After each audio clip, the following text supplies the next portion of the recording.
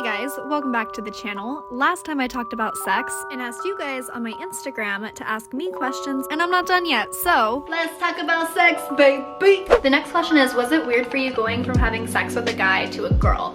No, definitely not. It felt more comfortable for me and it just felt right. The next question is, what is it like going down on a girl? Which is better, guys or girls? Girls. Again, I love vaginas. In my experience, it just feels right and it feels natural and it turns me on. I didn't know you could get turned on by giving somebody head. I truly, like, I'm telling you guys, I used to talk to girls and I'd be like, you like giving head? Like, you really like giving head. Like, it's not an issue for you. And they'd be like, yeah. And now I'm one of those girls, finally, when I'm with women, I'm like, yeah, I love giving head. At the end of the day, what I enjoy is pleasuring my partner, like seeing them in an immense amount of pleasure. It's just like, yes. But like the actual physical act of giving men head, I just don't think it's fun. It just doesn't serve me.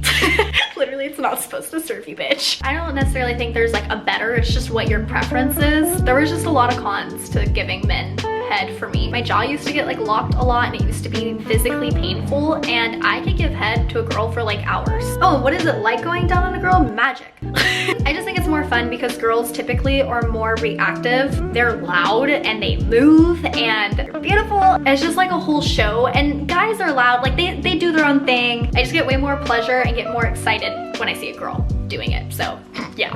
The next question is, I'm a plus size woman and the thought of sex terrifies me because of my weight. What do I do? I feel this to my core because of my stomach, and let me just show you guys, if you're new here, we'll shed some body positivity here. There we go. I don't know if you can see, but I definitely have like a lot of loose skin, and you know, when I take off my top, I don't think this is what a lot of people are expecting. And that made me extremely nervous after my divorce, going into like new sexual partners and stuff. I was just like, do I warn them? Like, what do I do? And my best recommendation for that is to prioritize the relationship that you have with your body, and everything else will follow. Once I started getting more comfortable in my body and loving my body, I did not care what they thought about my body because I knew I was a goddess. And I eventually realized that I didn't want to have sex with anybody that would look at my body any sort of negative way. So I seeked out partners that were extremely body positive. And yeah, I have an entire video of how you can get like more comfortable with your body, and I'll link that down below too. One thing I actually just did that's not in that video, I literally did it before this video when I was putting on my makeup and getting ready. I put on lingerie for myself because I dress up for myself too. I'm sexy, I love my body, and it was just nice while I was getting all ready and gussied up to be looking right back in my reflection like, damn bitch, look at you in that lingerie, you hot! I'd fuck you right now, and I did. So the next one says, questions to ask someone before sex, like in regards to the sex. So there's the obvious of like, have you been tested, and all like the safe questions like that. My big one is boundaries and consent. So just asking what they are and aren't comfortable with, and letting them know what you are and aren't comfortable with. Ooh, the next question is tips on BDSM. My biggest tip for this is to talk in depth what is and isn't okay, and make sure you guys are on the same page. You could even look up questions to ask or watch porn of what you like. I would just be heavily informed before doing it, and obviously listening to your partner. Have a safe word. The next question is, does body count matter? No, I get so mad about this. Why is having more experience bad? I don't get it. I just don't get shaming people for pleasure, especially in safe, consensual sex. So no, it doesn't in the slightest. The next question is, would you ever wear the strap? Absolutely. Shut up, Alexa. I would love to, but I haven't before. Tear. Ooh, the next question is, what is your body count? That one, and then that one, and then that one, and that one. I think I'm at 7 now. Wow, no way. Did I count? I have 6. Wow.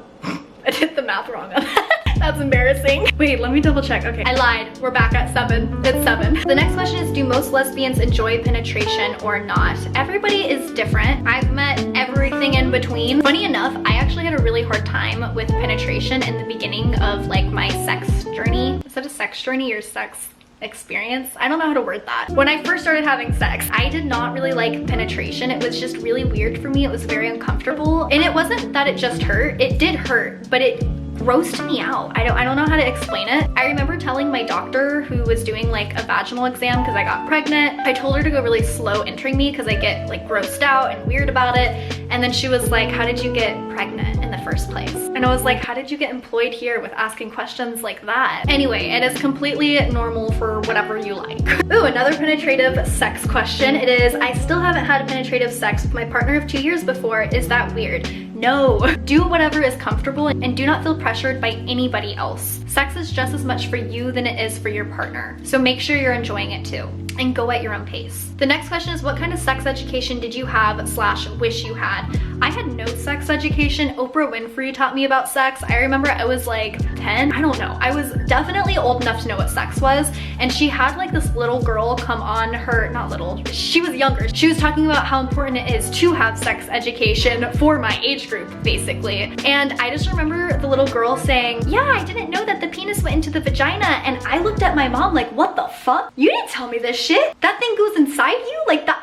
And I was very disturbed for a very long time. I was like, I'm never having sex with a penis. That just looks terrifying. And it was. I'm just kidding. But yeah, look at me. I ended up being a teen mom twice. So I think sex education is very important. The next question is, have you ever had a threesome? I have. The next question is, what do you do when you feel lazy but your partner wants to bang? Tell your partner that you do not have the energy stores for it, and don't feel bad about that. Again, like I said earlier, sex is just as much for you as it is for your partner. So if you're not in the mood, you're not in the mood. There is no guilt and shame about that, especially because everybody is able to pleasure themselves whenever they want. So if they're really in the mood, then tell them to do it. The next question is, how do you deal with insecurities about your vagina when getting head? This kind of goes back to the question that I was talking about before about feeling uncomfortable in your body. Don't engage in sex with anyone that you think is not going to look at you any less than what you are, a goddess. As corny and cheesy as what that sounds, that's the truth. Vaginas come in all different shapes and sizes. I've seen so many, and I have never seen an ugly one. I've been asked by girls so much, do you think my vagina's ugly? No, it looks like a vagina. So again, I just recommend you working on that relationship with yourself first. Hang out naked for a little bit. Normalize yourself with what your vagina looks like. Normalize is the key word of today.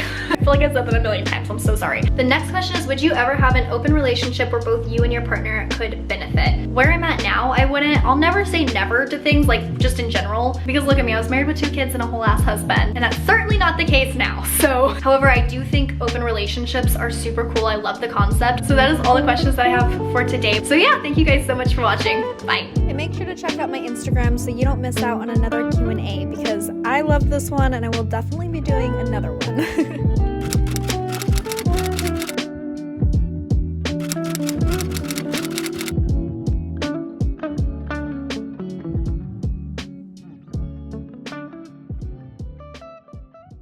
Made me want to blink 'cause they say